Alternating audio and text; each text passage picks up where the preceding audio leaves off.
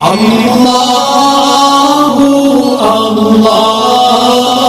اللہ اللہ۔ السلام علیکم ورحمۃ اللہ وبرکاتہ۔ سوال: قربانی کس پر واجب ہے؟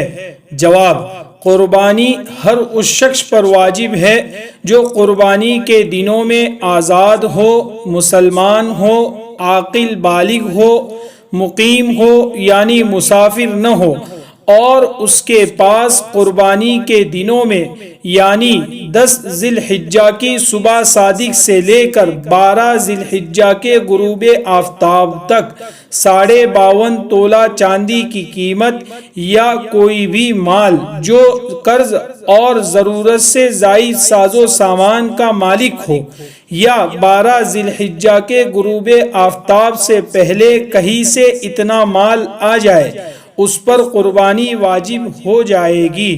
نوٹ: قربانی کے نصاب پر سال کا گزرنا ضروری نہیں ہے، یا مال کا تجارتی ہونا یا بیچنے کی نیت سے خریدا ہوا ہونا ضروری نہیں ہے، ضرورت سے زائد ہونا ہی کافی ہے۔ حوالہ: کچھ زیادتی کے ساتھ کتاب المسائل، جلد نمبر 2۔